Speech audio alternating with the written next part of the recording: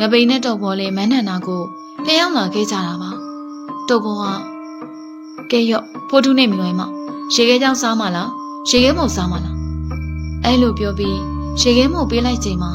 ပြာမထိုင်နေတဲ့သူကဖိုးထုတို့မှုတ်ပြီးတရေကလေးတွေဖြစ်နေခဲ့တာပါ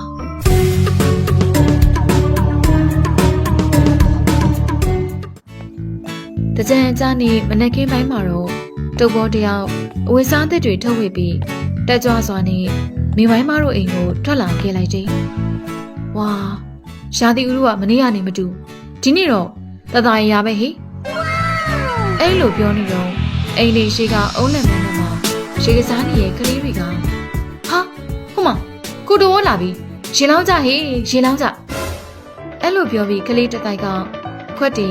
ရေပြုတ်တဲ့နဲ့တွေကင်လို့တော်ပေါ်နာကိုပြေးလာခဲ့ကြတာပါဟိတ်ငါစောနာမှာရေချိုးပြီးတော့အဝေးစားအစ်ဝစ်လာတာဟာမရအောင်လောင်းပါပဲအဲ့လိုပြောပြီးကလေးတစ်တိုက်ကတော်ပေါ်ကိုရေဝိုင်းလောင်းကြတယ်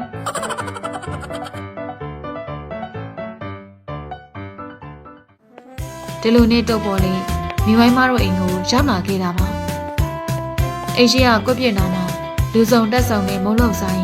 အလုံးရှုံနေရကမိဝိုင်းမကဟဲ့တော်ပေါ်နေမလို့ခုမှရောက်လာတယ်လမ်းမှာကလေးတွေရေပက်နေလို့ဟာဒါနဲ့စောင်းမကိုခေါ်ထားတာခုတည်းလည်းရောက်မလာသေးပါလားဟုတ်တယ်ဟာကိုကျဲကျဲလည်းအတူတူပဲနောက်ကျနေတာသူတို့အဲ့လိုပြောနေတော့မော်စရာချက်ကြီးနဲ့စောင်းမက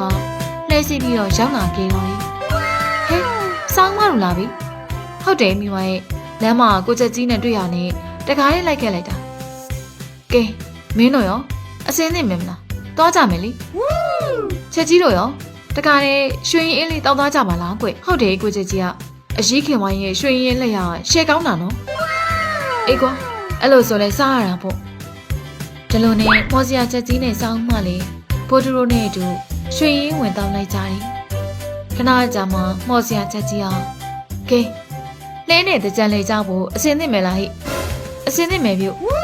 ဒီလိုနဲ့အကုန်လုံးလေးလဲဖို့ခုံတက်လိုက်ကြပြီးမိဝိုင်းမတို့အိမ်ကနေထွက်လာခဲ့လိုက်ကြတယ်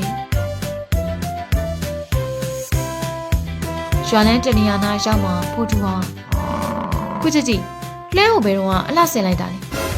မင်းညပဲကြုံမအိတ်မနေအလှဆင်လိုက်တာကွာမိုက်တယ်တော့ကျွန်တော်တို့လည်းအမိုက်ဆုံးဟဲ့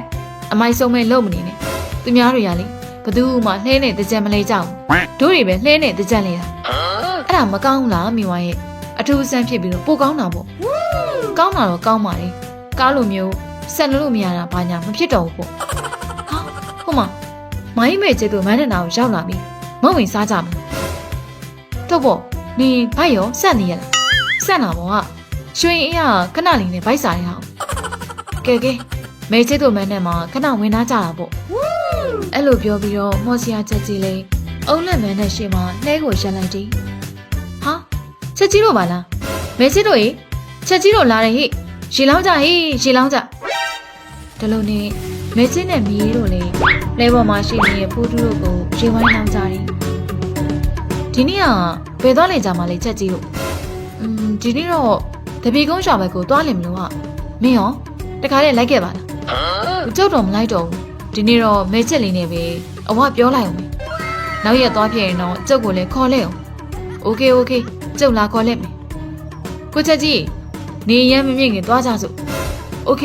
သွားကြမယ်ဒီလိုနဲ့သူတို့လေးလေး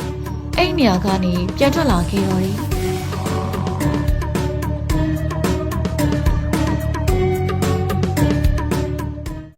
အနောက်တော့ဖိုးတူတို့လည်းရွာတွေကမန်းနန္ဒာကိုရောက်လာခဲ့တာပါဒါနဲ့စောင်းနေမိဝိုင်းနင်တို့နှစ်ယောက်ဒီနေ့ရိတ်ကကြမယ်ပြောပြီးတော့ဘာလို့မကတော့ရလဲဟာအဲ့ဒါလား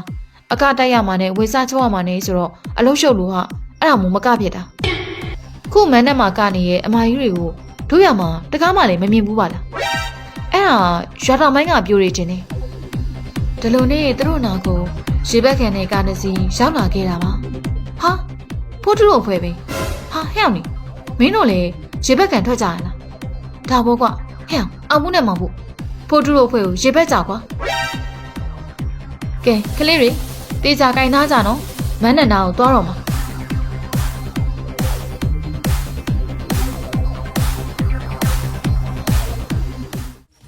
အိမ်နောက်တော့မော်စရာချက်ကြီးမောင်းနေလာတဲ့လှေလေးလေးတပေကုန်းရွာကကြာကြီးတို့အုံးလက်မန်းတက်ကိုရောက်လာခဲ့တော့တယ်ဟေးဖိုးတို့အဖွဲပါလားလာကြာကြီးကြံနေမင်းလာစားကြကြည့်ဟုတ်ကဲ့ပါမကြီးကြာကြီးအဲ့လိုပြောပြီးတုတ်ပေါ်ကအရင်ဆုံးလဲပေါ်ကနေခုန်ဆင်းသွားခဲ့တယ်အဲ့ဒါနဲ့မိဝိုင်းတို့လည်းနောက်ကနေလိုက်ဆင်းသွားခဲ့ပြီးမိဝိုင်းကမိုင်းဆိုင်ရေလောင်းမယ်နော်အဲ့လိုပြောပြီးတော့အနောက်မှာရှိနေတဲ့စီပိုင်းတွေကနေရေခက်ပြီးတော့ကြာကြီးကိုရေလောင်းနေကြတော့တယ်ကဲတကြံနေမင်းလေးစားကြအောင်ပြီးရင်အချိုရည်လဲတောက်ကြကြည့်ဟုတ်ကဲ့ပါမိုင်းကြာကြီးပေါ်စရာချက်ကြီးနဲ့ဖိုးထူးတို့လည်းစပွဲမှာထောင်ဝိုင်းထိုင်ပြီးတကြံတင်မင်းစားလိုက်ကြတယ်မိုင်းကြာကြီးညဘက်သမီးတို့ရွာကိုပွဲလာကြည့်လေလေအရင်နေ့တွေကမိုင်းကြီးကသွားမလို့ပဲကွအင်္ဂိစ္စရှုပ်နေရတယ်မရောက်ပြဘူးဒီညတော့ရအောင်လာခဲ့ပြီဒါလို့ဆိုသမီးတို့ပွဲရင်ကမှစုံကြမယ်လေအေးကွမိုင်းရောက်လို့ရှိရင်ဖုန်းဆက်လိုက်မယ်လေဟုတ်ကဲ့မိုင်းအိမ်နောက်တော့ဖိုးထူးတို့လည်းကြာကြီးကိုနှုတ်ဆက်ပြီးအိမ်နေရာကနေပြန်ထွက်လာခဲ့လိုက်ကြတယ်ဒါလို့နဲ့မော်စရာချက်ကြီးမောင်းနေလာတဲ့လဲလီကရွာနောက်ကကန်ကြီးရှိရာကိုရောက်လာခဲ့တယ်ကိုချက်ကြီးကျွန်တော်တို့လည်းအဲ့ဒီကန်ကြီးထဲမှာခဏလောက်ရေဝင်ကစားကြမလားအဲ့လိုဆိုလေခဏလောက်သွားစောကြဖို့ကျုံလှဲပေါ်ကနေပဲစောင့်နေမယ်ဟုတ်ကဲ့ပါကိုချက်ကြီးဒါလို့နဲ့ဖိုးထူးကိုတတိုက်လေလှဲပေါ်ကနေခုံစင်းလို့ကန်ကြီးနားကိုပြေးသွားလိုက်ကြတယ်စောင်းမကဟဲ့မိဝိုင်းတို့တွေဟိုနားကတရားပေါ်ကနေရေသွားစောကြမလားကောင်းလာပြီဟာသွားကြတာပေါ့တို့တော့ရောက်တော့ရေကူးမာကြီးငပိန်တို့ကူးကြမယ်မလားကူးမာအဲ့လိုပြောပြီး၃ယောက်သားကရေကန်ထဲကိုခုန်ဆင်းသွားခဲ့တယ်တို့ဘောကဟျောင်းနေငါဖားတကောင်လို့ရေကူးပြမယ်ကြည့်တာတို့ဘောလေးငပိန်နဲ့ဖိုးတူကိုဖားလို့ရေကူးပြနေခဲ့တယ်မိဝိုင်းနဲ့ဆောင်းမကတော့တရားပေါ်ကနေပြီးရေကစားနေခဲ့တာပါအဲ့ဒီချိန်မှာပဲအော်ရီကူညီတောင်းတဲ့ကိုကြားလိုက်ရတာပါကဲကြပါဦးရှင်ကဲကြပါဦးကျမသားလေးရှင်နေလို့ပါဟမ်ရှင်နေလို့တဲ့အဲ့လိုပြောပြီးပို့တူလဲပေါ်လိုက်မြုပ်လိုက်ဖြစ်နေတဲ့ကလေးနာကိုရေကူးပြီးတော့သွားလိုက်တယ်အဲ့နောက်တော့ရှင်နေတဲ့ကလေးကိုကုန်းမော်ကိုဆွဲတင်ပေးလိုက်ပြီးကလေးကိုလှုံလုံးနေခဲ့တာပါအဲ့ဒါနဲ့မော်စရာချက်ချင်းလေးအရေးပေါ်ရှေးဦးသူနာပြုစုနေနဲ့ပြုစုလိုက်ချိန်မှာကောင်လေးကနိုးလာခဲ့တာပါကလေးအဆင်ပြေရလားဟာတားရှည်မကူတော့ဘူးတားရည်ကြောက်တယ်အေးပါကွယ်အမေတို့အိမ်ပြန်ကြမယ်နော်ဟိုအကြီးရဲ့သားလေးကိုကယ်တင်မယ်လို့နှစ်ယောက်လုံးကျေးဇူးတင်ပါတယ်ကွယ်ဟိုရပါတယ်ဗျကဲမကြခင်လေးနေဝင်လာတော့မှာဆိုတော့ဒို့အဖွဲ့လေးပြန်ကြစို့ဟုတ်ကဲ့ပါကိုချက်ကြီးညဘက်ရောက်တော့ဖိုးထူးတို့တွေလည်းမန်းနဲ့ရှိကိုအရင်ရောက်နေကြကြတာပါတုတ်ဘောကဟေး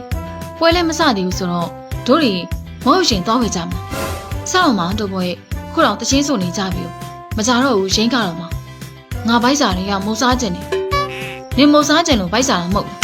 ဒါဆိုငပိန်နင်လိုက်ကူပေးလိုက်ငါဒီမှာမနေကြတော့ငါရောလိုက်ခဲ့ရမလားမင်းနေခဲ့လိုက်တော့ဖို့တို့မိဝိုင်းမှာတယောက်တည်းဆိုတော့ငါနဲ့တုတ်ဘောပဲသွားလိုက်မယ်โอเคမြန်လေးပြန်လာကြအောင်အဲ့လိုနဲ့ငပိန်နဲ့တုတ်ဘောလေးမိုးဝဲကြဖို့အတွက်ပွဲစည်းဘက်ကိုထွက်လာခဲ့လိုက်ကြတယ်အဲ့နောက်တော့ငပိန်နဲ့တုတ်ဘောလေးပွဲစည်းတဲ့ကိုရောက်လာခဲ့တာပါတုတ်ဘောမိဘာပဲမလဲမသိတော့ဘူးဟာငါစားချိန်နဲ့မဟုတ်လည်းမရှိဘူးစားချိန်နဲ့မဟုတ်မရှိဘူးလုံးမနေနဲ့ဟာမြင့်ဝဲခဏနေရင်းကတော့အေးပါဟာခဏလေးပါငါရှောက်ကြည့်လိုက်အောင်မေအဲ့လိုပြောပြီးတော့တုတ်ဘောလေးရှောက်ကြည့်နေကြတော့တယ်ဟာဟိုမှာတွေ့ပြီရေခဲเจ้าနဲ့ရေခဲမုတ်ဝဲသွားမယ်ဒါလိုနဲ့ငပိန်နဲ့တုတ်ဘောလေးဖိုးတူရောတွက်ပါဝင်လို့အဲ့နေရာကနေထွက်လာခဲ့လိုက်တော့တယ်ငပိန်နဲ့တုတ်ဘောလေးမန်းနန္နာကိုပြန်ရောက်လာခဲ့ကြတာပါတုတ်ဘောကကဲရော့ဖိုးတူနဲ့မြွေမရေခဲเจ้าစားမလားရေခဲမုတ်စားမလားအဲ့လိုပြောပြီးရေခဲမုတ်ပေးလိုက်ချိန်မှာပြာမထိုင်နေတဲ့သူကဖိုးတူတို့မှုတ်ပြီးတရေကလေးတွေဖြစ်နေခဲ့တာပါအောင်မလိငပိန်ရေတရေကြီးပြို့ဒါလုံးနဲ့ငပိန်လဲသေးချာကြည့်လိုက်တော့သူတို့နာမှာထိုင်နေတဲ့သူကတရေတွေဖြစ်နေခဲ့တာပါဘာလို့တရေတွေဖြစ်နေရတာလဲဟာ မန်းနဲ့မှာကနေရလေတရေပဲဒါဆိုဒီနေရာကတရေတွေရဲ့တကြံမန်းတဲ့နေရာလားဟုတ်တယ်လေမင်းတို့လူသား2ယောက်ကဘလို့ဖြစ်ပြီးတော့ဒီကိုရောက်လာရတာလေဟိုကျွန်တော်တို့နေရာမှာသွားတာချင်းနဲ့သွားလိုက်ပါအောင်မေဟဲ့အောင်တော့ပေါ့လာသွားကြမယ်အေးပါအဲ့နောက်တော့ငပိန်နဲ့တုပ်ဘူးလေတရေတဲ့ကြံမန်းနဲ့နားကနေအဝေးကိုထွက်ပြေးလာခဲ့လိုက်ချင်းဒါလိုနဲ့တုပ်ဘောနဲ့ငပိန်လေးပွဲစည်းတနေရာနာကိုပြန်ရောက်လာခဲ့ကြတာပါငပိန်ကဈေးတဲ့နဲ့ဈေးဝယ်တွေကိုတစ်ချက်လမ်းကြည့်လိုက်တယ်တုပ်ဘောဒီနေရာတို့ရမုံစင်းနဲ့ဟုတ်တယ်ဟာတုပ်ဘောလေးဘေးဘီဝင်ရအောင်တေချာကြည့်လိုက်တယ်ဟိုးတော်သေးရပေါ့လူတွေရှိနေတဲ့ပွဲကိုပြန်ရောက်လာလို့ကဲတို့တွေဖိုးထရိုးစီကိုမြင်သွားကြရအောင်ဒီလိုနဲ့တို့ကိုမျောနေလိမ့်မှာအေးပါအဲ့